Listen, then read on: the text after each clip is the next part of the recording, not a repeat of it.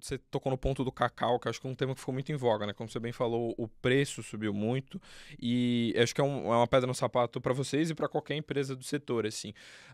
Explicando para um pessoal, assim, né? Para quem não sabe, às vezes, por que que o chocolate ficou mais caro, o que que aconteceu nesse passado recente que o cacau ficou mais caro, consequentemente impactou o setor de vocês e o que que vocês têm feito? Como você já falou, vocês não mudaram a receita, mas se vocês tomaram algum tipo de medida para conseguir lidar com essa inflação do cacau, com esse chocolate mais inflacionado.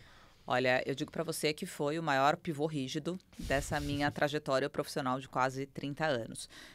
Eu diria que para nós, né, da indústria chocolateira, até mais crítico do que o próprio Covid. Porque, diferente do Covid, onde todos estavam na mesma situação, nesse momento apenas, né, as grandes indústrias de chocolate se encontravam nessa situação. Então, pensa que no viés do consumidor ele pode substituir, né, o chocolate, principalmente para quem atua dentro da área de presentes, que é o caso da Copenhagen, uma marca premium, que é, sem dúvida nenhuma, sinônimo de presentes.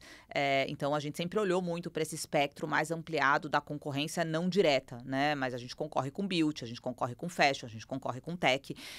Então, nos mantermos competitivos foi extremamente importante e era impossível repassar, apesar do chocolate ter ficado mais caro, mas para quem está nos ouvindo aqui, o cacau teve uma inflação de 300%. Né? Então, estamos falando aqui realmente numa alta histórica. Eu nunca vi, nesses 30 anos, o cacau bater $12.000 a tonelada.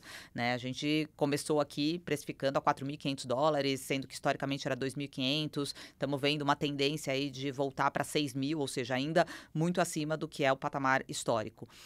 E para isso, né, a gente foi buscar, sem dúvida nenhuma, algumas eficiências, como eu disse, da porta para dentro, sem mexer de forma nenhuma na formulação, né, dos nossos produtos. Então, compra conjunta, né, de cacau com Nestlé. Com isso a gente garante não só o próprio abastecimento, porque corremos o risco aqui, né, como industriais, que estamos até do próprio fornecimento. Existia uma demanda maior, por isso, inclusive, uma das razões, né, da commodity ter sofrido essa inflação é, sem dúvida nenhuma, a questão da relação oferta-demanda. Então, garantimos o abastecimento completo, conseguimos trazer um melhor custo dentro do que era possível, né, muitas eficiências do lado operacional, administrativo, um repasse de preço, porém extremamente moderado frente ao que deveríamos repassar e sempre com foco muito na longevidade, né? Ou seja, eu sempre digo que a crise passa e as relações ficam. E a relação com o nosso consumidor, com o nosso franqueado, foi a mesma postura que eu adotei na época do Covid, né? Da gente olhar um pouco mais adiante, além da crise,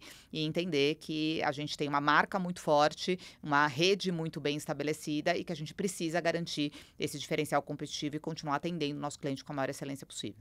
Perfeito.